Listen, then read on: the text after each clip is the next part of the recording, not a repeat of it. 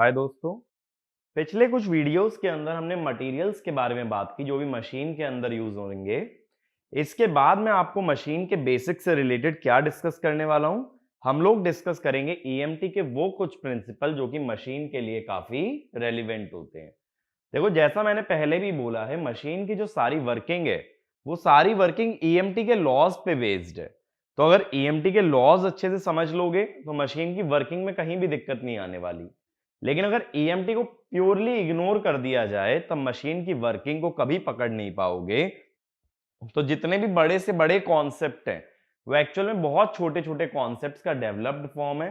इसीलिए हम लोग पहले बेसिक्स कवर कर रहे हैं। एक बार बेसिक कवर कर लेंगे, फिर मैं आपको दिखाऊंगा कि हर मशीन के अंदर यही बेसिक्स किस तरह से बड़े कॉन्सेप्ट को डिस्क्राइब करते हैं। ठीक है, तो आज हम लोग क्या बात करने वाले हैं?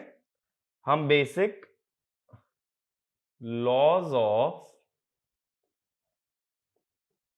इलेक्ट्रोमैग्नेटिज्म के बारे में बात करने वाले हैं। ठीक है, ये लॉज एक बार अगर अच्छे से समझ लिए जाएं तो हर मशीन की वर्किंग के बारे में बात की जा सकती है। इसमें सबसे पहला लॉ जो मैं आप लोगों से डिस्कस करूंगा दैट इज बायट सेवर्ट्स लॉ। ठीक है, जिन लोगों ने ईएमटी कवर किया हुआ है ऑलरेडी वो चाहें तो स्किप भी कर सकते हैं या फिर एक बार क्विक रिवीजन के लिए इस वीडियो को रेफर भी कर सकते हो ताकि मशीन से पहले आपके जितने भी इलेक्ट्रोमैग्नेटिज्म के लॉज हैं वो अप टू डेट रहें। अब ये पहली बात आती है कि बायट सेवर्ट लॉ होता क्या है। तो बायट सेवर्ट लॉ क्या होता है? It is used to find magnetic field produced by current carrying conductor।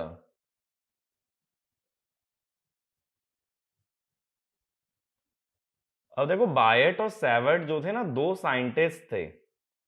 इन्होंने क्या कोशिश की, इन्होंने ट्राई किया कि अगर कोई कंडक्टर में करंट फ्लो करता है तो उसकी वजह से किसी मैग्नेट पे क्या फोर्स लगेगा, और मैग्नेट का फोर्स अगर मैं निकाल लूं तो मैं ये जानना चाहता हूं कि मैग्नेटिक फील्ड कितनी बनती है। तो पहले देखो, दिमाग में ये बात आती है फील्ड क्या चीज है। इलेक्ट्रोमैग्नेटिक फील्ड थ्योरी की अगर बात करें तो फील्ड क्या होता है? फील्ड क्या होता है? किसी भी एलिमेंट या किसी भी पार्टिकल के अराउंड का रीजन जिसमें वो अपनी इंफ्लुएंस को शो करे। जैसे करंट कैरिंग कंडक्टर के अराउंड कितना रीजन है जिसमें उसका इफेक्ट महसूस होता है, उसे बोलोगे मैग्नेटिक फील्ड। किसी चार्ज के अराउंड कितना रीजन है जिसमें उसका इफेक्ट महसूस होता है, दैट इज इलेक्ट्रिक फील्ड। तो फील्ड का बेसिकली मीनिंग क्या हुआ भाई? कि किसी भी पार्टिकल के चारों तरफ कितना ऐसा रीजन है जहां उसका इफेक्ट हम देख सकते हैं। अब उसका इफेक्ट कितना होगा, that is called as field intensity. Field कितने रीजन में होगा वो हुई फील्ड। ठीक है, इफेक्ट कितने रीजन में होगा वो होगी फील्ड। इफेक्ट कितना होगा ये मालूम चलता है फील्ड इंटेंसिटी से। तो अब इसने क्या किया, देखो,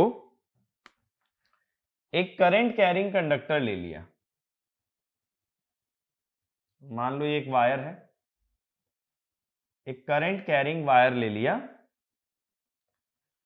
और मैं ये जानना चाहता हूं इससे आर डिस्टेंस पे अगर ये पॉइंट पी है तो यहां इसका कितना इफेक्ट हमें देखने मिलेगा।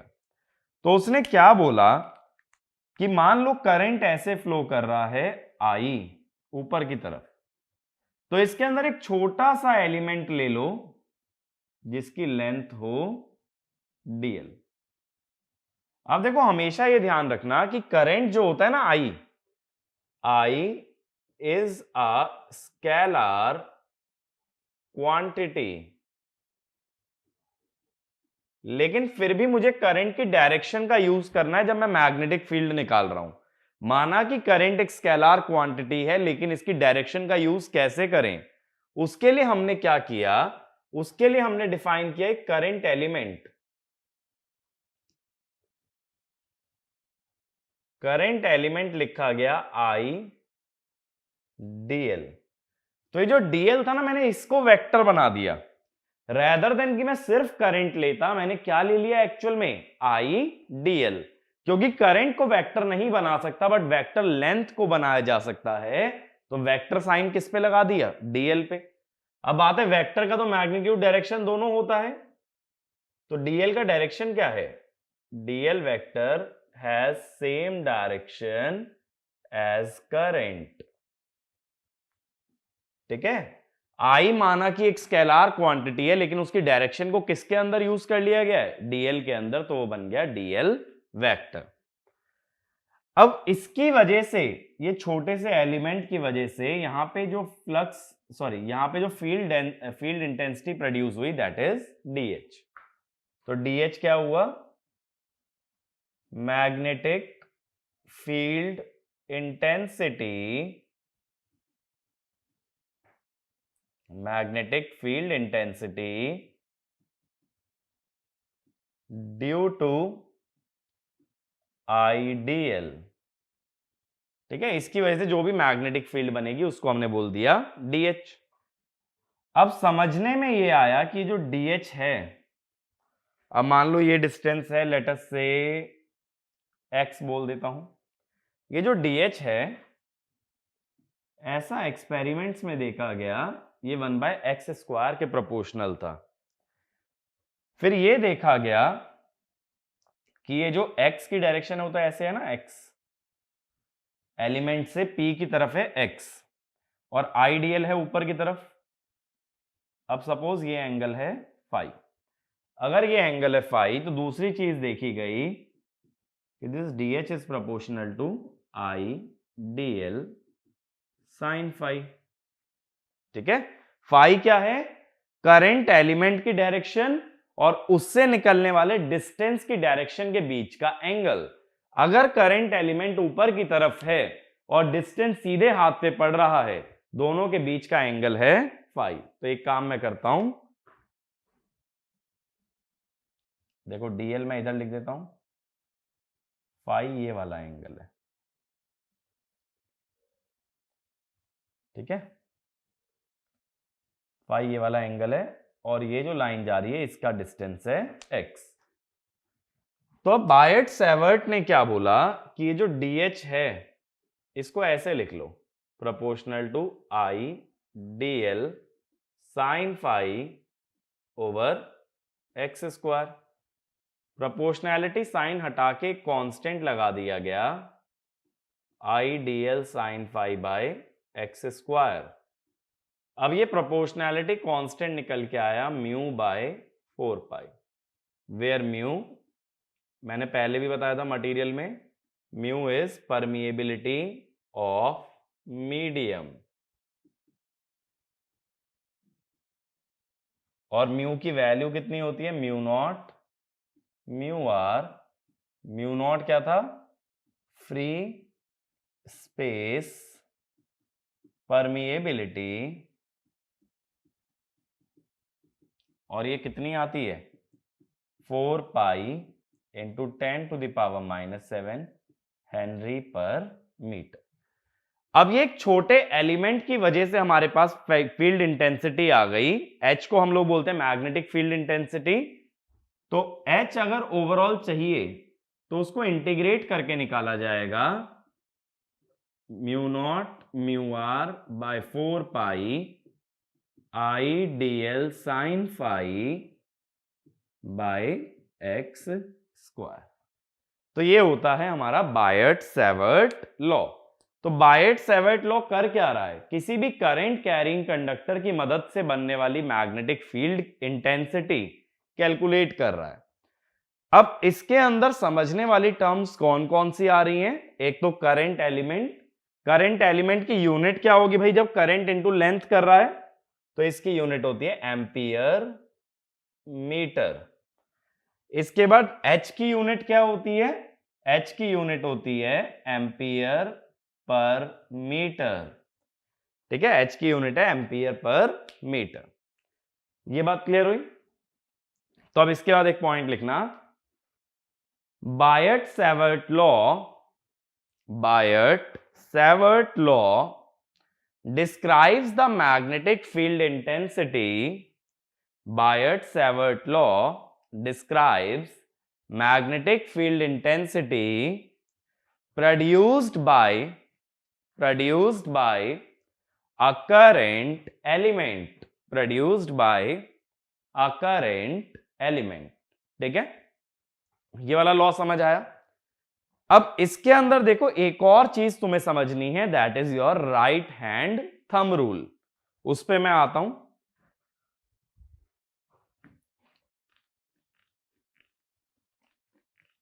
राइट हैंड थंब रूल पे आने से पहले हम लोग क्या करते हैं कि हम ये जानते हैं, देखो मैं ये मान के चल रहा हूं कि वेक्टर्स की तुम्हें नॉलेज है, ठीक है, क्रॉस प्रोडक्ट, डॉट प्रोडक्ट, इतना तो मैं मान के चलूंगा कि आता है। तो ये जो H वेक्टर लिखोगे ना, इसको लिखने का ये तरीका हो जाता है, mu not mu R by 4 pi I dl cross x vector by x cube, ठीक है। अब ये dl क्रॉस x वेक्टर क्या हुआ, देखो dl अपने हिसाब से था ऊपर की तरफ, ठीक है ना, x ऐसे दिखाया था मैंने, इन दोनों के बीच का एंगल था मेरा फाई। तो अगर dl क्रॉस x लिखोगे तो इसकी वैल्यू कितनी बनेगी, dl x sine phi. a cross b क्या होता है, ab साइन थीटा। अब जरा पुट करना इसको, अब देखो मैंने वेक्टर हटा दिया क्योंकि सिर्फ मैं मैग्नीट्यूड लिख रहा हूं, i dl x sine phi by x cube, x से x क्यूब कटा तो x स्क्वायर बचा। अब देखो आ गया पुराने वाले ही एक्सप्रेशन। तो ये जो होती है ना, ये बायट-सैवर्ट लॉ की वेक्टर फॉर्म होती है। वेक्टर फॉर्म से हमें फायदा क्या हो रहा है कि h के मैग्नीट्यूड के साथ साथ उसकी डायरेक्शन भी पता लगा पा रहे हैं, ठीक है। तो जो वेक्टर फॉर्म है उसमें क्या आ जाता है, dl क्रॉस x वेक्टर आ जाता है। पहले हमने सिर्फ लिखा था dl साइन फाई। मेरी बात क्लियर हुई। अब देखो कभी भी क्रॉस प्रोडक्ट अगर निकालना हो, यहां जैसे क्रॉस प्रोडक्ट आया ना, मशीन में काफी जगह क्रॉस प्रोडक्ट देखने मिलेगा हमें, तो मैं थोड़ी सी बात कर रहा हूं क्रॉस प्रोडक्ट के बारे में।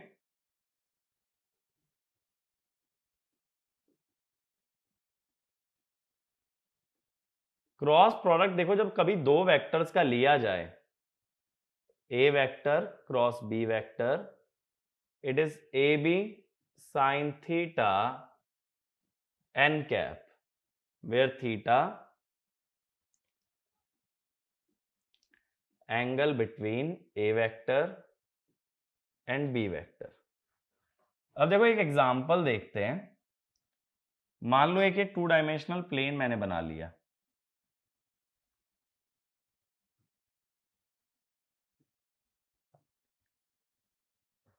ये एक 2 डायमेंशनल प्लेन हो गया। इसके अंदर जो है ना दो वेक्टर्स हैं, सपोज ये रहा हमारा ए वेक्टर और इसी प्लेन में है ये रहा हमारा बी वेक्टर, ये एंगल है थीटा, ठीक है। इस प्लेन पे दोनों लाई कर रहे हैं। तो अब ये जो मैंने जब क्रॉस प्रोडक्ट लिखा तो मैंने एन कैप लिखा, N cap is unit vector perpendicular to A vector and B vector, यानी क्रॉस प्रोडक्ट किस डायरेक्शन में आएगा वो दोनों वेक्टर के परपेंडिकुलर होगी। यूनिट वेक्टर किस काम में आता है, सिर्फ डायरेक्शन बताने के काम में आता है। तो देखो ये डायरेक्शन होगी एन कैप की, प्लेन के परपेंडिकुलर, ठीक है ना। तो ए क्रॉस बी करेंगे तो एन कैप जो आएगा वो ए और बी दोनों के परपेंडिकुलर आ जाता है। अब बात है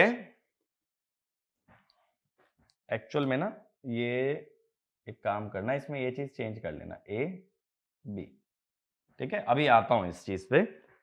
अब बात है कि ये डायरेक्शन निकाली कैसे जाएगी, क्या हमेशा ऐसे डायरेक्ट परपेंडिकुलर ड्रॉ करेंगे, नहीं।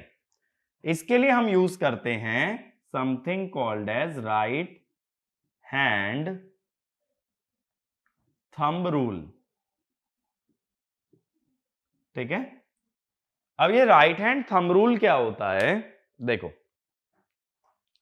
जैसे मैं मार्कर से एग्जांपल लेता हूं, ये मेरा बी वेक्टर है, ऐसे मैंने दिखाया ना प्लेन में, और ये रेड वाला मार्कर बी वेक्टर है, और ये ब्लैक वाला मार्कर ऐसे रखा है ए वेक्टर। देखो ये पीछे वाला मार्कर दिख रहा है ना, ये ए है, ये ऐसे रखे हैं।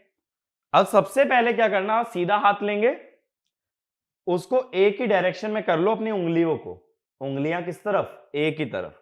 अब इनको मोड़ो बी की तरफ, इनको मोड़ोगे बी की तरफ, तो ये जो थंब बताएगा that is the direction of cross product.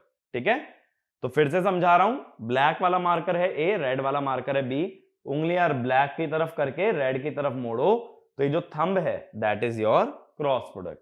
ठीक है ना। एक और एग्जांपल ले लेते हैं। अब मैं यही वाला एग्जांपल ले लेता हूं, डीएल और एक्स वाला। मुझे क्या करना है, डीएल क्रॉस एक्स करना है, एक्स क्रॉस डीएल नहीं करना है, ये बात ध्यान देना। डीएल क्रॉस एक्स अगर करूंगा तो पहले सीधे हाथ की उंगलियां डीएल की तरफ, इनको घुमाओ एक्स की तरफ, तो थंब क्या बता रहा है, थंब अंदर जा रहा है ना, ये बता रहा है क्रॉस प्रोडक्ट। तो डीएल क्रॉस एक्स करोगे तो मैग्नेटिक फील्ड की जो डायरेक्शन बनेगी वो कैसी बनेगी, अंदर, अंदर जाती हुई मैग्नेटिक फील्ड को दिखा देते हैं क्रॉस से। क्रॉस मतलब है इनटू प्लेन ऑफ, जैसे मेरे पास बोर्ड है, तुम पेपर पे लिख रहे हो तो पेपर लिख सकते हो। ठीक है, ऐसे मत छाप लेना बोर्ड, पेपर लिखना, क्योंकि कॉपी में तुम्हारी पेपर है ना कि बोर्ड है। अब ये बात समझ आई, क्रॉस प्रोडक्ट की डायरेक्शन हमेशा कैसे निकलती है। तो ए क्रॉस बी की डायरेक्शन निकालने के लिए ए की डायरेक्शन में फिंगर्स होंगी, बी की तरफ घुमाई जाएंगी, तो राइट हैंड का जो थंब होगा that will give the direction of cross product. अब वहीं सोचो उल्टा क्रॉस प्रोडक्ट लेते तो एक्स क्रॉस डीएल, तो एक्स की तरफ उंगलियां रखते हैं, डीएल की तरफ घुमाते, किस तरफ आया क्रॉस प्रोडक्ट, बाहर। अभी अंदर आ रहा था DL cross X, X cross DL आ गया बाहर, यानी ए क्रॉस बी और बी क्रॉस ए, इनकी डायरेक्शन हमेशा ऑपोजिट होती है। ठीक है, इसीलिए बोल देते हैं कि cross product is not commutative, यानी A cross B does not equal B cross A. मेरी ये बात क्लियर हुई।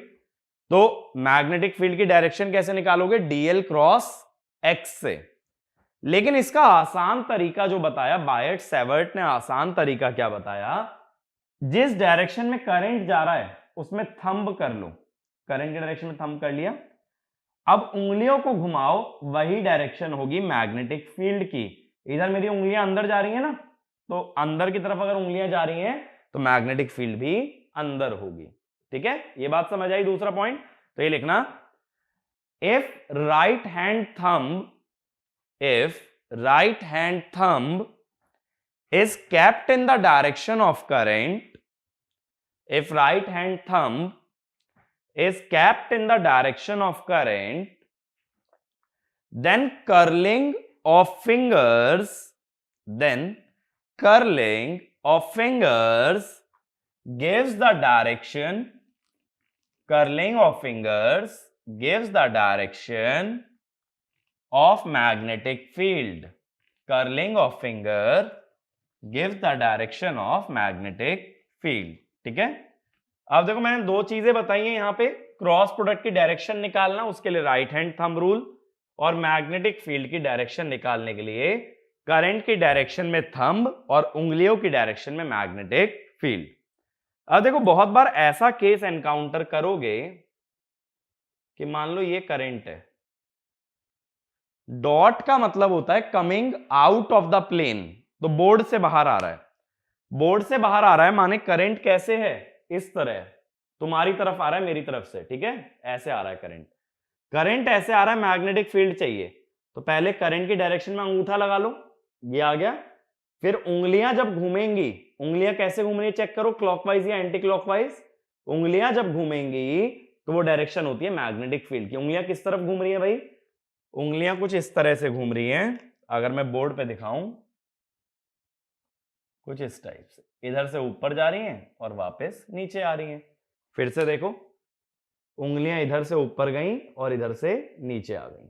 ठीक है, तो लेफ्ट से नीचे, राइट से ऊपर को जा रही है, देखो राइट से ऊपर गई फिर लेफ्ट से नीचे आ गई। तो ये हम कह देंगे कि मैग्नेटिक फील्ड जो बनी H vector it is anti clockwise. ये जो है ना मशीन के अंदर बहुत बार ये वाली सिचुएशन आएगी।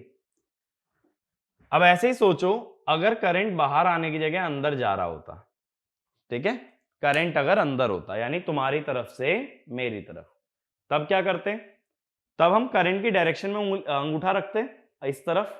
पहले मैंने ऐसे किया था ना बाहर आते हुए, अब इस तरफ करंट की डायरेक्शन में अंगूठा आया। अब उंगलियों को घुमाओ, अंगूठा इस तरफ रखते हुए उंगलियों को घुमाओगे तो राइट से नीचे और लेफ्ट से ऊपर। तो देखो, राइट से नीचे, लेफ्ट से ऊपर, तो ये डायरेक्शन क्या हो गई एच की? क्लॉकवाइज। ठीक है, तो इस तरह से किसी भी करंट से एसोसिएटेड मैग्नेटिक फील्ड की डायरेक्शन निकाली जा सकती है। डायरेक्शन निकालना समझ में आया? और एच का मैग्नीट्यूड मैंने क्या बता दिया? Mu not mu R by 4 pi I D L sine phi by X square. ये मैंने मैग्नीट्यूड बता दिया और डायरेक्शन मैंने बता दी कि करंट की डायरेक्शन में थंब रख के फिंगर्स की डायरेक्शन से मैग्नेटिक फील्ड मिल जाती है। ठीक है, या दूसरा तरीका क्या है कि डीएल क्रॉस एक्स कर लिया जाए। अगर डीएल क्रॉस एक्स करते हो तब भी मैग्नेटिक फील्ड की डायरेक्शन आ जाती है। और ए क्रॉस बी की डायरेक्शन कैसे निकलती है? हमेशा ए की तरफ फिंगर्स रखते हैं, बी की तरफ घुमाते हैं, तो क्रॉस प्रोडक्ट मिलता है थंब से। तो ये रूल याद रखना, कभी भी मैग्नेटिक फील्ड में इससे ज्यादा डायरेक्शन में तुम्हें कॉम्प्लिकेशन कभी भी नहीं होगा। ठीक है, करंट की डायरेक्शन में थंब और फिंगर्स की डायरेक्शन में मैग्नेटिक फील्ड। ठीक है, लेकिन ऐसा कब करोगे? जब एक करंट कैरिंग वायर तुम्हें दिया हो, सिंपली कि एक स्ट्रेट वायर है जो करंट ले जा रहा है, तो मैग्नेटिक फील्ड ऐसे निकाल देना। अब इसके बाद देखो दूसरा लॉ आता है मैग्नेटिज्म डिस्क्राइब करने के लिए, which is called as Ampere's law.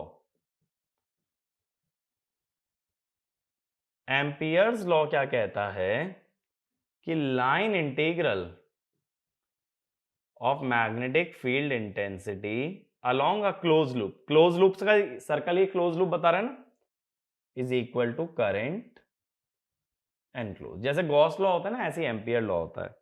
अब ये आई एनक्लोज क्या चीज है?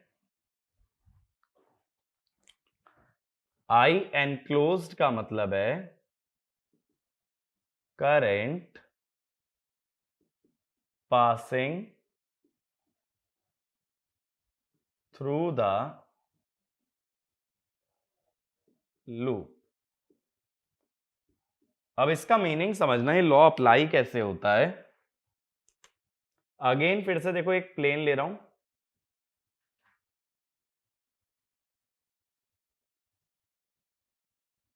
इसमें मान लो कोई भी ऐसे एक क्लोज लूप है।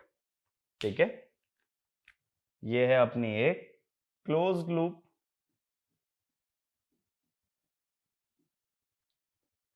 अब इसमें से कोई करंट है जो बाहर जा रहा है, I1, कोई करंट है जो अंदर जा रहा है, I2, एक और करंट है I3, I4, I5। ठीक है, ऐसे करंट्स हैं। अब जब ये क्लोज लूप देखोगे, जब ये क्लोज लूप देखोगे तो इसमें सिर्फ तीन ही करंट हैं, I1, I2 और I3। I4 और I5 लूप के बाहर हैं। तो जब एम्पियर्स लॉ लगाएंगे तो ये देखना होता है कि करंट लूप के अंदर कितना है। अब देखो, इसमें से दो करंट अपवर्ड्स हैं और एक करंट डाउनवर्ड है, तो किसी एक डायरेक्शन को पॉजिटिव मानना पड़ेगा, या तो अपवर्ड्स या तो डाउनवर्ड्स। अब वो किस बेसिस पे होता है? वो होता है कर्व के बेसिस पे। जो क्लोज लूप है ना, इसकी डायरेक्शन क्या है, इस पे डिपेंड करता है। अब जैसे मान लो अपवर्ड डायरेक्शन तुमने पॉजिटिव मानी, अगर ये करंट अपवर्ड पॉजिटिव माना जा रहा है, इससे बनने वाली मैग्नेटिक फील्ड कैसे आएगी? करंट की डायरेक्शन में थंब, उंगलियों की डायरेक्शन में मैग्नेटिक फील्ड। तो अगर मैं ऐसा कह दूं, एज्यूम अपवर्ड डायरेक्शन पॉजिटिव, यानी पॉजिटिव करंट माने अपवर्ड और नेगेटिव करंट माने डाउनवर्ड। तो अगर ऊपर की तरफ करंट है तो उससे बनने वाली मैग्नेटिक फील्ड कैसे आ जाएगी भाई? कुछ इस टाइप से आ जाएगी, ठीक है, कुछ इस टाइप से आ जाएगी, माने ऐसे आ जाएगी। तो अगर ये डायरेक्शन ले रहे हो क्लोज लूप की तो अपवर्ड करंट पॉजिटिव है। अगर करंट नीचे की तरफ मानते तो मैग्नेटिक फील्ड उल्टी बनती, तो लूप की डायरेक्शन पलट देते। अब मैं ये कहूंगा इसमें आई एनक्लोज्ड क्या है? ऊपर वाला पॉजिटिव माना है ना, यानी I1 प्लस I3, और नीचे वाला नेगेटिव होगा तो माइनस I2। ऐसे ही देखो, अगर नीचे वाले करंट को पॉजिटिव मान लिया होता, अब मैं सिर्फ इतना पार्ट ड्रॉ कर रहा हूं, I1, I2, I3। अब मैं कहता अगर डाउनवर्ड करंट पॉजिटिव है और अपवर्ड नेगेटिव है,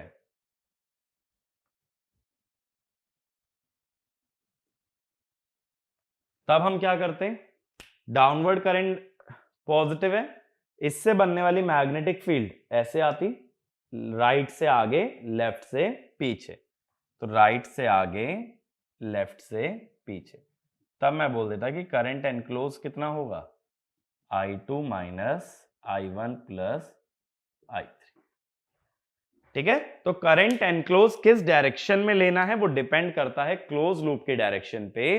बट ये सिर्फ क्या बोलता है कि एक क्लोज लूप एज्यूम करो और उसमें से जितना करंट पास हो रहा है that is equal to line integral of field intensity along the loop. ये होता है हमारा एम्पियर्स लॉ। अब ये एम्पियर्स लॉ से जो है ना बहुत सारे इंपॉर्टेंट रिजल्ट्स आते हैं। रिजल्ट में डिराइव नहीं कर रहा हूं क्योंकि वो सारा ईएमटी में तुम ऑलरेडी करोगे, तो एक दो रिजल्ट मैं तुम्हें बता रहा हूं जो कि अपने काम आ सकता है आगे चल के। सबसे पहला, field due to infinite current carrying wire. ठीक है,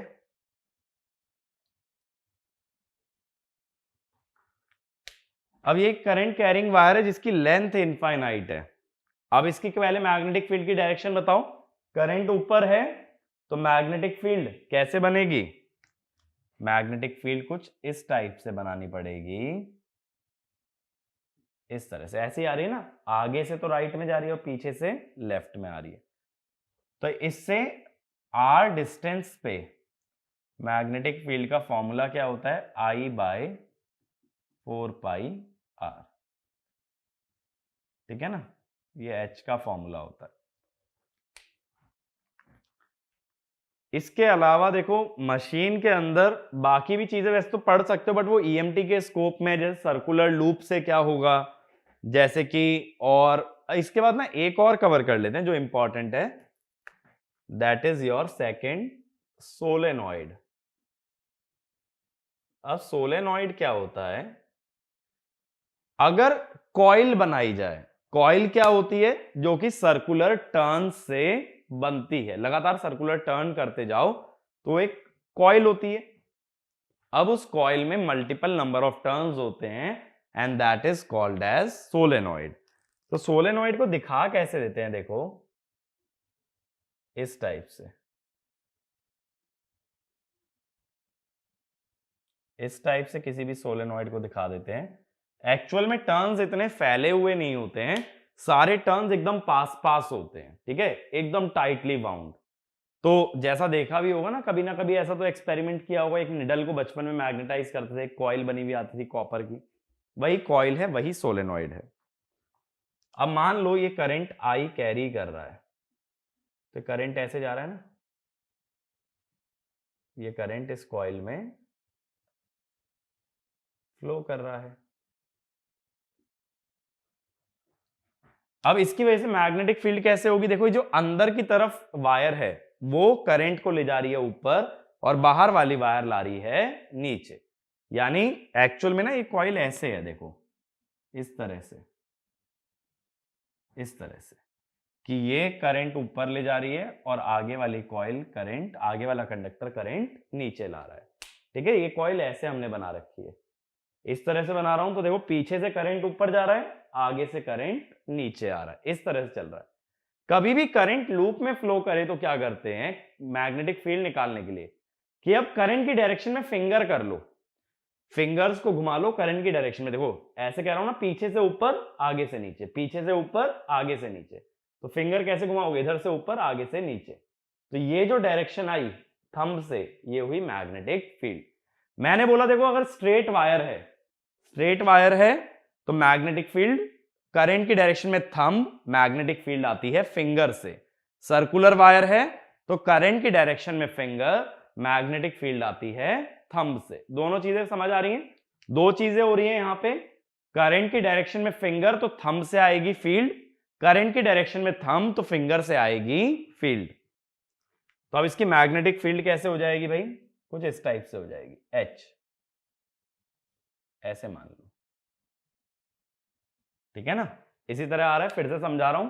पीछे से करंट ऊपर जा रहा है, आगे से नीचे आ रहा है। पीछे से ऊपर तो पीछे से उंगलियां ऊपर गई, आगे से नीचे गई।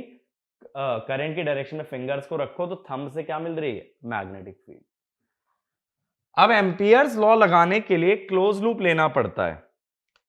यहां देखो क्लोज लूप कैसा ले लेते हैं, इस टाइप का, ए बी सी डी, और इसको मैं मैग्नेटिक फील्ड की डायरेक्शन में ही ले रहा हूं।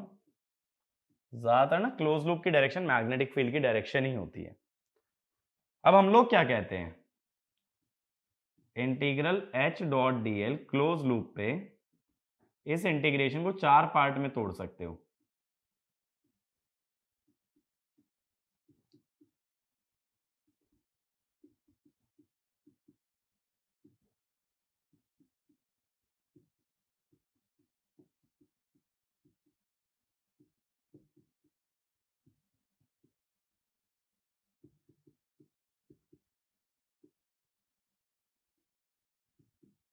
ठीक है, मैंने 4 पार्ट में तोड़ दिया। इधर से चलना शुरू किया, डीसी, सीबी, बीए और एडी। ठीक है ना, अब देखो डीसी में डायरेक्शन भी राइट में है, एच भी राइट में, डॉट प्रोडक्ट क्या होता है, A B cos theta. Length की डायरेक्शन और एच की डायरेक्शन में सेम डायरेक्शन है तो एंगल कितना, 0।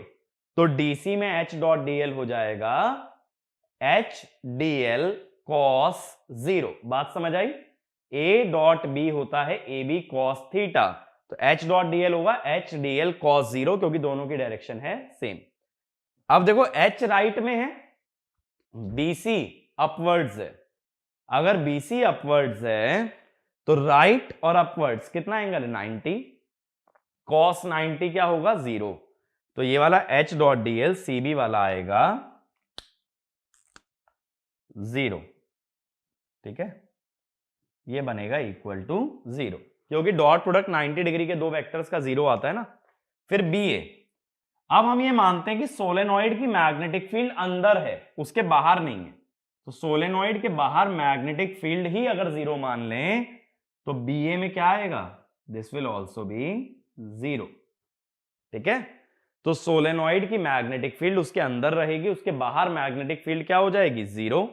फिर एडी पे आ जाओ, एडी वर्टिकल है और एच हॉरिजॉन्टल, हॉरिजॉन्टल और वर्टिकल का डॉट प्रोडक्ट क्या हो जाएगा, 0। ठीक है ना, तो अब बचा क्या, सिर्फ डीसी वाला बचा, बाकी सारे इंटीग्रल हैं 0। मेरी ये बात क्लियर हुई?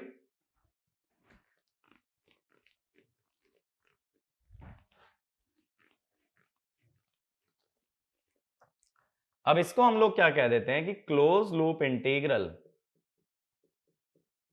H डॉट डी एल, इसमें क्या बच गया बस, H dot D L DC. DC में H और डीएल सेम डायरेक्शन में है तो ये एच डीएल हो गया डीसी। H यूनिफॉर्म मान के अगर बाहर ले लें तो डीसी की इंटीग्रेशन रह गई। अब अगर ये लेंथ मान लो, ये है L, डीसी की लेंथ है L, तो ये हो गया H इंटू ये आ गया मेरे पास लाइन इंटीग्रल। लेकिन एम्पियर्स लॉ लगाने के लिए राइट हैंड साइड भी चाहिए, करंट एनक्लोज। अब हम क्या कहते हैं सोलेनॉइड में, number of turns per unit length, ये मान लो है small n, number of turns per unit length. तो in length L, number of turns n equal to n into L, इतने नंबर ऑफ टर्न्स आ जाएंगे। अब बात है करंट एनक्लोज कितना होगा। अब थोड़ा सा देखो इसमें ना विजुलाइज करने की कोशिश करना। जैसे ये मेरी कॉइल है, इस तरह से चल रही है ना कॉइल, ये मेरी कॉइल है, इसके अंदर ये रही H या ये रही लेंथ। अब मुझे ये देखना है कि इसमें करंट कितना फ्लो कर रहा है। अब देखो अगर ये लूप है मेरी और ये मेरी कॉइल है, इस तरह से मेरी कॉइल बंधी हुई है, ठीक है ना। तो अब बात आती है इसमें से करंट कितना पास किया होगा। तो थोड़ा सा विजुलाइज करने के लिए समझना, इसमें से करंट कितना पास करेगा मुझे बताओ। ये टर्न ऐसे ले गया करंट, अगला टर्न भी ऐसे ले गया, आगे वाला, सॉरी ये जो है ना ये पलट दिया है हमने,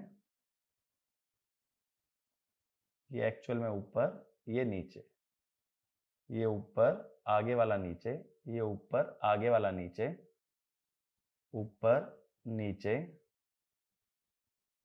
और फिर ये नीचे, ठीक है, ठीक है ना। वो एरो हमने उल्टे ड्रॉ कर दिए थे। अब मुझे क्या दिख रहा है एक्चुअल में, ये आगे वाला कंडक्टर जो है ना बाहर ला रहा है करंट।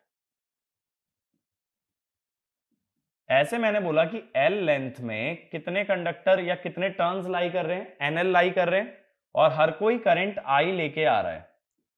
तो मैं क्या कहूंगा कि करंट एनक्लोज कितना हुआ, या लूप से कितना करंट निकला, NL इंटू I। ये बात समझ आई। ये एक्चुअल में ना देखो कॉइल ऐसे है, तो इस सरफेस से या इस प्लेन से कितना करंट निकल रहा है, n टर्न्स की n वायर्स I करंट लेके आ रही हैं इस तरह से बाहर, तो कितना करंट लाएंगी, जितने टर्न्स होंगे इनटू I। तो अब हम अगर एम्पियर्स लॉ लगाते हैं तो line integral is equal to current enclose, तो H हो जाता है Ni। ये बात समझ आई, where n is the number of turns per unit length. चलो एक पॉइंट लिख लेना, इन अ सोलेनॉइड, ये सारा नोट करने के बाद लिख लेना, in a solenoid magnetic field is assumed, in a solenoid magnetic field is assumed to exist inside the solenoid, is assumed to exist inside the solenoid and H equal to Ni। ये लिख लेना formula H equal to Ni, और यहां पे लिख भी लेना where N is number of turns per unit length। मेरी बात क्लियर हुई, ये H का डेरिवेशन क्लियर हुआ, ठीक है। तो ये फॉर्मूले हमारे लिए रेलिवेंट हैं जब हम लोग बात कर रहे हैं मशीन्स की। तो मैं उम्मीद करता हूं कि एम्पियर्स लॉ समझ आया होगा कि किस तरह से काम करता है।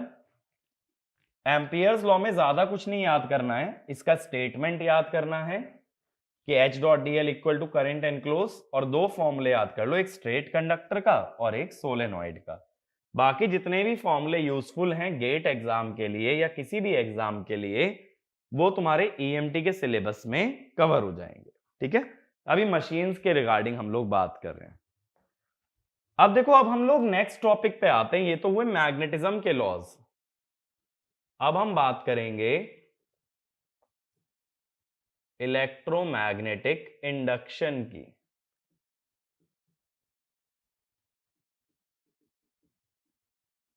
ठीक है, इलेक्ट्रोमैग्नेटिक इंडक्शन में अपना पहला लॉ आता है फैराडेज लॉ। ठीक है, सभी लॉज में सबसे इंपॉर्टेंट लॉ है हमारा फैराडेज लॉ। अब फैराडेज लॉ क्या कहता है कि जब कभी, पहले फैराडेज लॉ से पहले ना एक काम करते हैं, पहले फ्लक्स समझते हैं।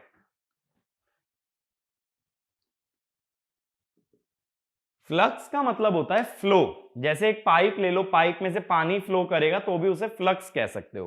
Flux always represents flow. तो फ्लक्स को किससे रिलेट कर दिया हमने? सीधे फ्लो से। तो जब हम मैग्नेटिक फ्लक्स की बात करते हैं, magnetic flux is nothing but flow of magnetic field lines. जब मैग्नेटिक फील्ड लाइन किसी सरफेस से गुजरती हैं, कहीं से फ्लो करती हैं, तो उसे बोलोगे मैग्नेटिक फ्लक्स। ठीक है। अब फैराडे ने क्या बोला, या पहले अगर इसको ना कई लोग गलत बोल देते हैं कि मैग्नेटिक फ्लक्स, ये हमेशा ना ये ध्यान रखना, proportional to number of field lines होता है। कई लोग क्या बोल देते हैं कि नंबर ऑफ फील्ड लाइंस जो किसी सरफेस से पास होती हैं वही मैग्नेटिक फ्लक्स है। नहीं, नंबर ऑफ फील्ड लाइन के प्रोपोर्शनल है। यानी ज्यादा लाइंस पास होंगी अगर एक सरफेस से तो ज्यादा फ्लक्स होगा, कम लाइंस पास होंगी तो कम फ्लक्स होगा। बट ऐसा मत कहना कि जितनी लाइन पास होंगी उतना ही फ्लक्स होगा, उसके प्रोपोर्शनल चलेगा। क्योंकि देखो क्या होता है, जो मैग्नेटिक फ्लक्स होता है ना, इसकी यूनिट वेबर होती है। अब एक चीज सोचो, मैंने एक सरफेस से कह दी 10 मैग्नेटिक फील्ड लाइन पास हो रही हैं। अब 10 लाइन की यूनिट तो कुछ होगी ही नहीं ना। लाइंस की यूनिट क्या हो सकती है? It is unitless. But flux की यूनिट क्या है? वेबर। इसलिए प्रोपोर्शनल में चलते हैं, इक्वालिटी में नहीं चलते। मैं कहूंगा एक सरफेस से 10 लाइन पास होती है, दूसरे से 20। ज्यादा फ्लक्स कहां है? प्रोपोर्शनल है। इसलिए जहां ज्यादा लाइन है वहीं ज्यादा फ्लक्स है। बट इक्वालिटी मत लगाना। अब फेराडे ने क्या बोला कि जब कभी फ्लक्स टाइम पे डिपेंड करेगा तो उस सिस्टम में एक ईएमएफ इंड्यूस होगा, इलेक्ट्रोमोटिव फोर्स इंड्यूस होगा, and that is your Faraday's law. तो इसमें लिखना, when the flux passing through, when the flux passing through a loop, when the flux passing through a loop is varying with time, is varying with time, then an EMF is induced, then an EMF is induced inside the loop. EMF is induced inside the loop. अब EMF निकालने से पहले हमें यह समझना पड़ेगा एक term, flux linkage. Flux linkage होता है total amount of flux passing through an turns of a coil. ठीक है, किसी भी कॉइल में अगर एन टर्न्स हैं, उनसे मिला के जो टोटल फ्लक्स पास होगा उसे बोला जाता है फ्लक्स लिंकेज। इसीलिए फ्लक्स लिंकेज को लिख देते हैं साई से। एन टर्न्स है, हर एक में से 5 फ्लक्स पास हो रहा है, तो psi equal to N phi. ठीक है, तो ये होता है फ्लक्स लिंकेज। अब फेराडे ने क्या बोला, ये जो ईएमएफ होता है ये rate of change of flux linkage होता है, यानी rate of change of N phi होता है। एन तो कांस्टेंट है, बाहर आ गया, N D phi by D T हुआ। ठीक है, तो फेराडे ने हमें ये बताया कि कितना ईएमएफ इंड्यूस होगा एक कॉइल में अगर उससे पास होने वाला फ्लक्स टाइम का फंक्शन है। अगर वो टाइम पे डिपेंडेंट ही नहीं है तो टाइम के रिस्पेक्ट में उसका डेरिवेटिव क्या होगा? 0। अब मैं बोल दूं if flux is constant then EMF is 0, तब कोई ईएमएफ इंड्यूस नहीं होगा। ईएमएफ सिर्फ पैदा कब होगा? जब फ्लक्स टाइम के साथ वेरी करे। तो ये होता है अपना फेराडेज लॉ। ठीक है, अब इसके अंदर क्या होता है कि फेराडेज लॉ कब लगाया जाता है? तो क्या होता है देखो, इंड्यूस्ड ईएमएफ की जब बात करते हैं, इसके लिए जो है ना कुछ नेसेसरी कंडीशन होती हैं। इंड्यूस्ड ईएमएफ के लिए नेसेसरी कंडीशन क्या होती है? फर्स्ट, मैग्नेटिक फील्ड होना चाहिए।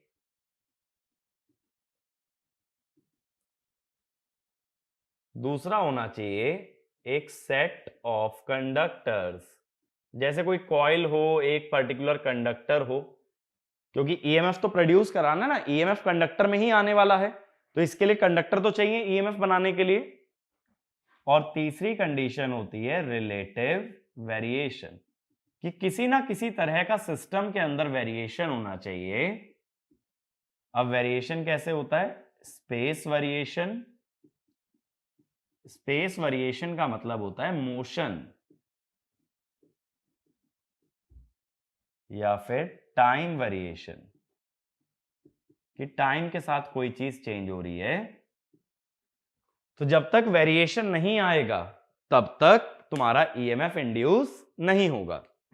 तो इंड्यूस्ड ईएमएफ के लिए ना ये तीन कंडीशन बहुत ही नेसेसरी हैं। एक तो मैग्नेटिक फील्ड, एक सेट ऑफ कंडक्टर, और एक टाइम या स्पेस का वेरिएशन।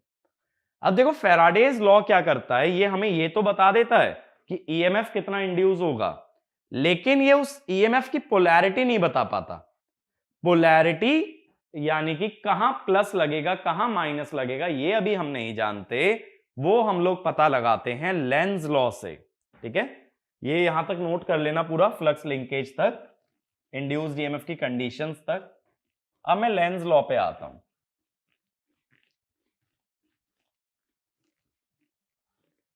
अब देखो ये लेंज लॉ क्या चीज है।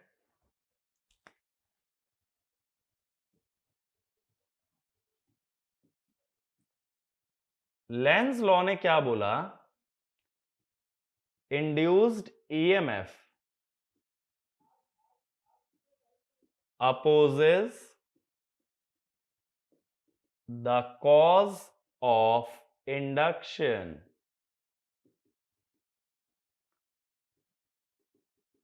ठीक है, ईएमएफ जो बनेगा वो अपने ही कॉज को अपोज करेगा, यानी खुद ही को खत्म करने की कोशिश करेगा। अगर ईएमएफ बनाने के लिए एक फ्लक्स है तो ईएमएफ बनने के बाद ईएमएफ उसी फ्लक्स को अपोज करता है। इसीलिए लेंज ने क्या बोला, ये जो फैराडेज लॉ है इसमें एक माइनस साइन और लगा दिया। नेगेटिव साइन यहां क्या बता रहा है कि induced EMF opposes the change of flux. इसका बेस्ट एग्जांपल ले लो, एक inductor.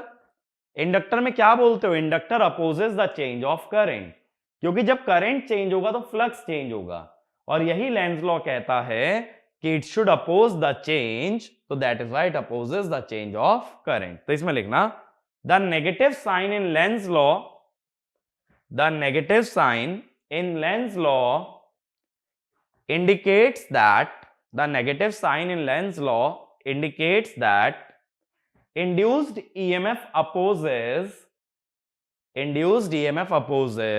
the change of flux, opposes the change of flux।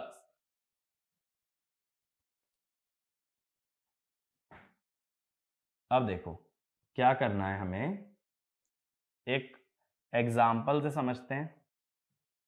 मान लो मैं कॉइल ले लेता हूं।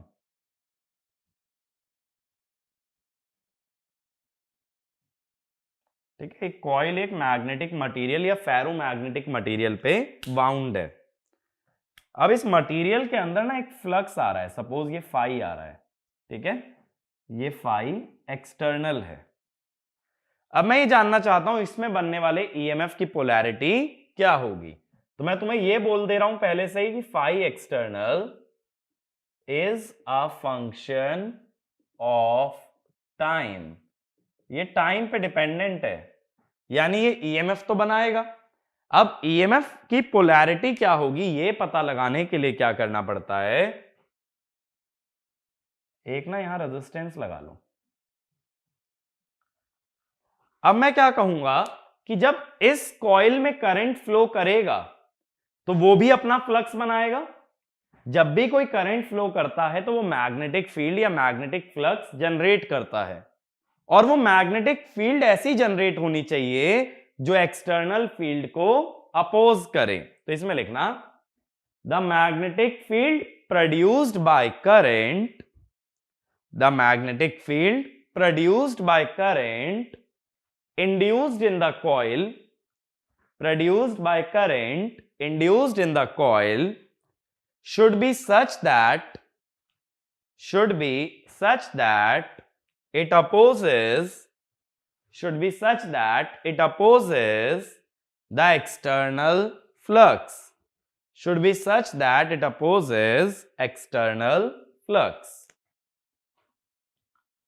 तो जो इंड्यूस्ड फ्लक्स हो वो उल्टा हो।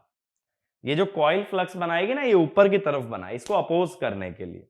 ठीक है, अब आगे देखो कि ये फ्लक्स ऊपर बनेगा कैसे। जब भी कोई सर्कुलर कॉइल है तो मैंने क्या बताया, मैग्नेटिक फील्ड कैसे निकलती है, करंट की डायरेक्शन में फिंगर्स को रखो और थंब की डायरेक्शन क्या बताती है, मैग्नेटिक फील्ड की डायरेक्शन। देखो मैंने दो चीजें बताई थी अभी, अगर लीनियर कंडक्टर है तो थंब की डायरेक्शन में करंट, फिंगर की डायरेक्शन में मैग्नेटिक फील्ड, और जब सर्कुलर कंडक्टर है तो करंट की डायरेक्शन में फिंगर और थंब की डायरेक्शन में मैग्नेटिक फील्ड। अब देखो ये ऐसे सर्कुलर टर्न्स हैं, इसमें इसका फ्लक्स मुझे ऊपर बनाना है, यानी मैग्नेटिक फील्ड ऊपर बनानी है। तो इसका करंट कैसा हो, मैग्नेटिक फील्ड की डायरेक्शन में थंब रहेगा तो फिंगर्स की डायरेक्शन में क्या आएगा, करंट। फिंगर्स की डायरेक्शन में करंट आएगा तो देखो आगे से राइट, पीछे से लेफ्ट। बात समझ आई, आगे से राइट, पीछे से लेफ्ट। तो ये जो लाइंस दिखाई है ना, ये आगे वाले कंडक्टर हैं और इसके पीछे पीछे वाला कंडक्टर है। तो आगे से तो राइट लेना है और जो कंडक्टर पीछे है जो दिख नहीं रहा है उसमें लेफ्ट जाएगा, यानी ये करंट ऐसे जा रहा है। अगर करंट ऐसे जा रहा है तो रेजिस्टेंस में प्लस माइनस कैसे लगाते हो, करंट की डायरेक्शन में पहले प्लस फिर माइनस। तो ये आ गई वोल्टेज की पोलैरिटी। ठीक है, तो लेंज लॉ देखो, या तो चाहो तो ईएमएफ की इक्वेशन में माइनस साइन रख के ले लो, या लेंज लॉ अगर कंसेप्चुअली लगा दिया, पोलैरिटी मिल गई, तो अब तुम V को कहोगे n d phi by D T. Lenz law ना दो बार मत लगा देना कि अपोजिशन लेके पोलैरिटी भी निकाल ली और फिर दोबारा माइनस साइन भी ले लिया। ये मेरी बात को समझो कि अगर तुमसे कभी ईएमएफ इंड्यूस की बात आए तो पहले अपोजिशन की मदद से पोलैरिटी निकालो। एक बार पोलैरिटी आ गई फिर जो वोल्टेज होगी उसकी वैल्यू होगी n d phi by dt, फिर से फैराडे लॉ लगाएगा।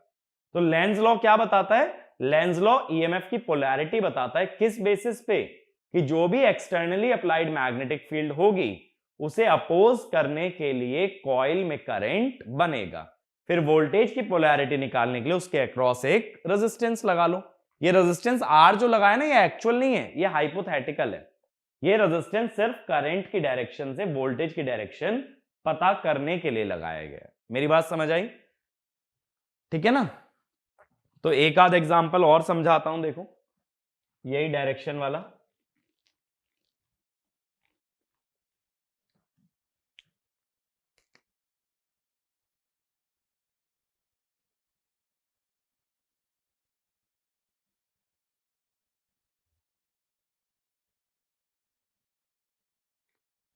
ऐसा ना सिस्टम हमें ट्रांसफॉर्मर में देखने मिलेगा।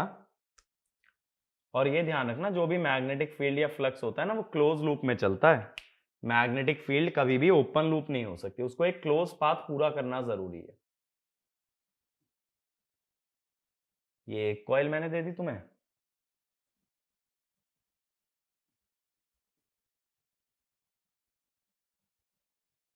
ये मैंने दूसरी कॉइल दे दी। ठीक है, अब मैं जानना चाहता हूं दोनों में ईएमएफ की पोलैरिटी।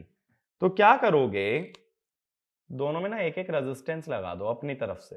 ये रेजिस्टेंस लगा नहीं है, ये हम कनेक्ट कर रहे हैं ईएमएफ निकालने के लिए। अब मैंने क्या बोला, जो मैग्नेटिक फील्ड होती है वो हमेशा क्लोज लूप में एग्जिस्ट करती है, वो ओपन लूप नहीं होती। इसका मतलब ये जो फ्लक्स है ना, ये अपना पूरा रास्ता कंप्लीट करेगा। बात समझ आई, इस टाइप से। तो ये फ्लक्स कैसे होगा, ये कंप्लीट पाथ कंप्लीट कर रहा है।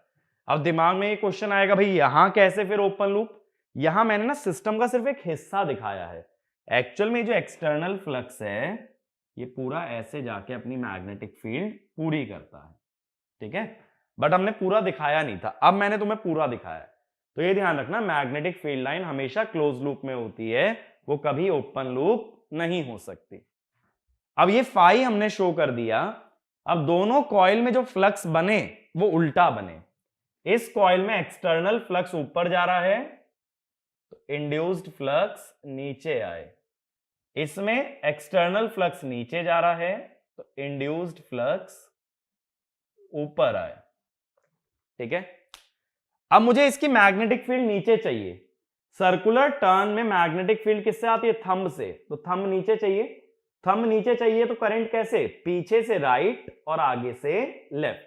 पीछे से राइट जा रहा है और आगे से लेफ्ट आ रहा है, तो आगे से लेफ्ट, ठीक है, और पीछे से right.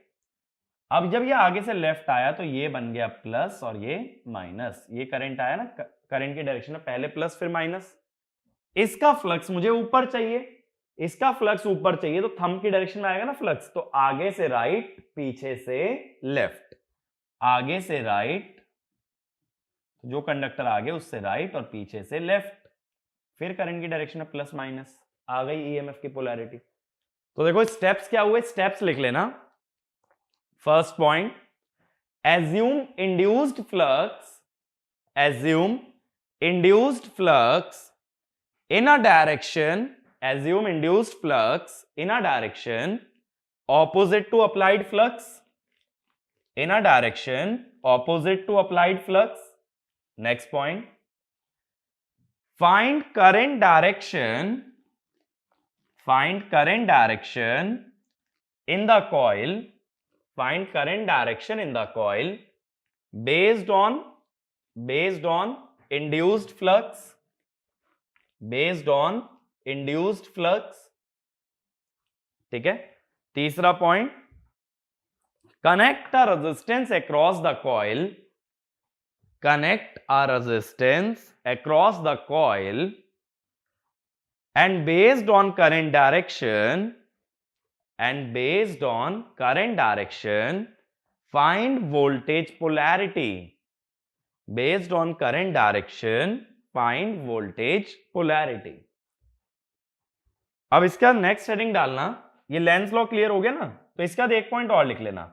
After finding the polarity, after finding the polarity apply Faraday's law, after finding the polarity apply Faraday's law and not Lenz's law, and not Lenz's law, क्योंकि अपोजिशन हमने पहले ही कंसीडर कर लिया तो माइनस साइन लेने की जरूरत नहीं है।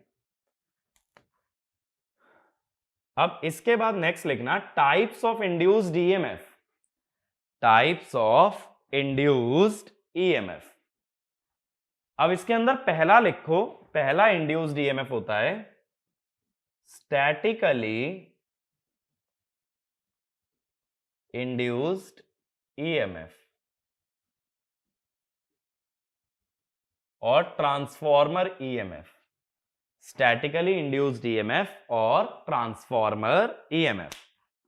अब इसमें लिखना if the EMF is produced, if the EMF is produced due to time variation of magnetic field, if the EMF is produced due to time variation of magnetic field but there is no motion, but there is no motion, then induced EMF is called, then induced EMF is called statically induced EMF, then induced EMF is called statically induced EMF। अब देखो transformer इकलौती ऐसी machine है जिसमें कोई motion नहीं होगा, और स्टैटिकली इंड्यूस्ड ईएमएफ में ही मैंने ये बोला ईएमएफ जो आ रहा है वो मोशन की वजह से नहीं, वो मैग्नेटिक फील्ड के वेरिएशन से आ रहा है। तो स्टैटिकली इंड्यूस्ड ईएमएफ ही क्या कहलाता है? Transformer EMF. इसमें हम ईएमएफ को क्या लिखते हैं? अभी हमने फैराडेज लॉ में लिखा था N D phi by D T, तो N D by D T B into A. B मैंने बताया था ना फ्लक्स डेंसिटी होती है, फ्लक्स पर यूनिट एरिया होती है। तो यहां एरिया वेरी नहीं कर रहा, वेरी कर रही है फ्लक्स डेंसिटी, तो एरिया डेरिवेटिव के बाहर आ गया। NAdB/dt।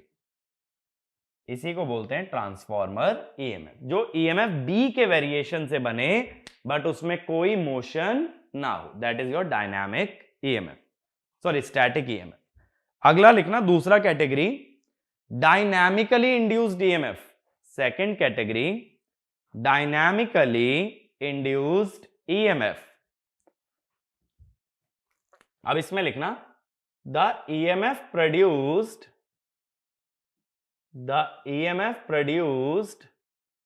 due to relative motion, the EMF produced due to relative motion or relative space variation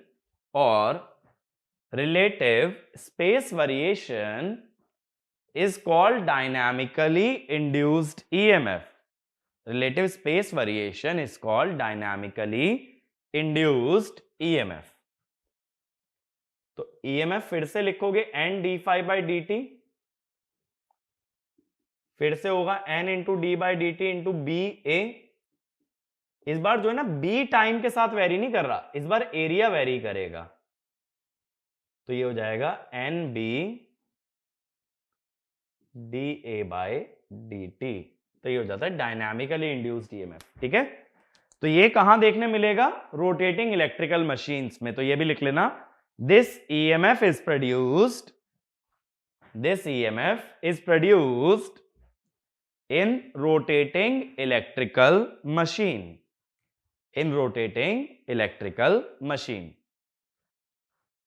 ठीक है, तो ये दोनों कैटेगरी क्लियर है। ट्रांसफॉर्मर में पहले वाला ईएमएफ आएगा, बाकी सभी मशीन में दूसरे वाला ईएमएफ आएगा।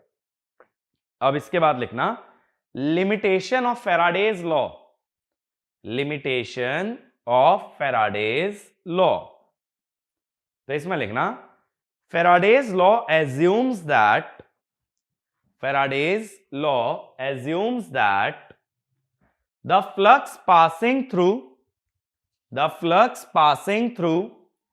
each turn of a coil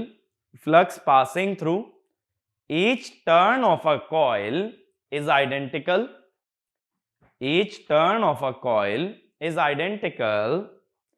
Or there is no leakage।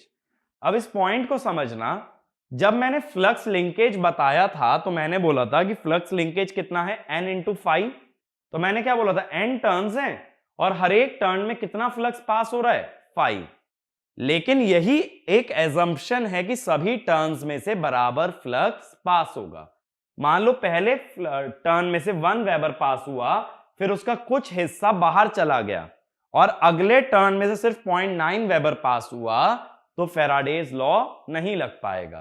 तो जो फ्लक्स एक टर्न के बाद दूसरे टर्न में ना जा पाए उसे बोलोगे लीकेज।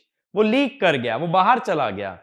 ऐसे सोचो जैसे ये 3 पाइप हैं, ठीक है, ऐसे समझना, ये चलो 2 पाइप हैं, इस पाइप में से पानी आके इस पाइप में पानी जा रहा है। अगर यहां बीच में टाइट कनेक्शन नहीं करोगे तो कुछ पानी लीक हो जाएगा। तो जो पानी यहां से आया था और जो आगे जाएगा वो कम हो जाएगा, आगे जाने वाला पानी कम हो जाएगा, क्योंकि बीच में से वाटर क्या कर रहा है, लीक कर रहा है। सेम चीज मैं फ्लक्स के लिए कह रहा हूं, यहां से 5 फ्लक्स आया लेकिन यहां 5 से कम गया, तब फैराडेज लॉ नहीं लग पाएगा। ये बात क्लियर हुई? क्योंकि फैराडेज लॉ का एजम्पशन है कि फ्लक्स लिंकेज के दौरान सभी टर्न्स में से सेम फ्लक्स होता है। ठीक है ना? और ये एजम्पशन देखो तब तक चल सकता है जब टर्न्स बहुत टाइटली वाउंड किए जाएं। अगर टर्न्स को फैला दोगे ना तो बीच में लीकेज आने लगेगा। तो टर्न्स को अगर एकदम चिपका के रखोगे, एकदम टाइट वाउंड करोगे, तब ऐसा चला सकते हो अप्रोक्सीमेशन। तो ये वाला भी पॉइंट लिख लेना, this assumption is only valid if turns of the coil are tightly wound। ठीक है? तो इस पे एक क्वेश्चन नोट डाउन करो। Figure shows a coil of wire a coil of wire wrapped around a core,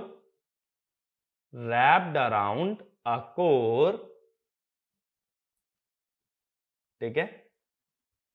If flux in the core, ये flux लिख लेना, is given by, flux in the core is given by, तो ये flux note down करो भाई. अब ये figure मत बनाना, बस ये फ्लक्स की इक्वेशन नोट डाउन करना. 0.05 sin 377t. अब इसके आगे लिखो, if there are 100 turns on core, if there are 100 turns on core, what voltage is produced? What voltage is produced in the coil? What voltage is produced in the coil? And what is its polarity? What is its polarity? Assume entire flux stays inside the core. Assume entire flux stays inside the core. ठीक है, ये diagram draw कर लेना. इसके बाद तुम्हें ये AB के अक्रॉस ये बताना है कितनी वोल्टेज बनती है. टर्न्स हमें गिवन है 100 टर्न्स, और उसकी पोलैरिटी भी बतानी है. ठीक है, तो इस लेक्चर को मैं यहीं पे एंड करता हूं. ये जो क्वेश्चन है तुम्हारे लिए होमवर्क क्वेश्चन है, जिसका सॉल्यूशन हम लोग अगले वीडियो के अंदर देखेंगे, और अगले वीडियो में ये इलेक्ट्रोमैग्नेटिक लॉज का डिस्कशन ही हम आगे कंटिन्यू करेंगे. ठीक है, तो इसी को और आगे समझेंगे और बातें करेंगे. ज्यादातर बातें अब मैं करूंगा डायनामिकली इंड्यूस्ड ईएमएफ पे. ठीक है, और हम लोग ये भी देखेंगे कि मैग्नेटिज्म का इफेक्ट कैसे पड़ा जाता है, फोर्स, टॉर्क, ये सारी चीजें कैसे निकालते हैं. तो आज के वीडियो में हम लोगों ने क्या क्या कवर किया. सबसे पहले मैंने आप लोगों को बताया बायट-सैवर्ट्स लॉ, फिर मैंने क्रॉस प्रोडक्ट की डायरेक्शन आपको बताई, मैंने मैग्नेटिक फील्ड की डायरेक्शन बताई एक लीनियर कंडक्टर में. फिर हम आए एम्पियर्स लॉ पे. एम्पियर्स लॉ में हमने दो फॉर्मूले देखे, एक तो सोलेनॉइड और एक इनफाइनाइट लाइन करंट. और फिर मैंने बताया अगर कोई सर्कुलर टर्न होता है तो उसके मैग्नेटिक फील्ड की डायरेक्शन कैसे लेते हैं. इसके बाद हम आए फेराडेज लॉ पे. फेराडेज लॉ हमने पढ़ा, फिर हमने पढ़ा लेंज लॉ. फिर मैंने बताया लेंज लॉ कंसेप्चुअली कैसे अप्लाई करते हैं, कैसे अपोजिशन देखा जाता है, उससे पोलैरिटी निकलती है, और पोलैरिटी निकलने के बाद मैग्नीट्यूड कैसे आता है, फेराडेज लॉ से. ठीक है, फिर स्टैटिकली, डायनामिकली, ये दो तरह के ईएमएफ हमने देखे. तो अगली बार मैं मोशनल ईएमएफ से स्टार्ट करूंगा और मैं बात करूंगा कि मैग्नेटिक फील्ड कैसे फोर्स प्रोड्यूस करती है. ठीक है, तो ये सारी चीजें हम लोग अगले वीडियो के अंदर कवर करेंगे. तब तक ये वाला प्रॉब्लम सॉल्व करके रखना, इसका सॉल्यूशन से हम लोग लेक्चर स्टार्ट करेंगे. Thank you.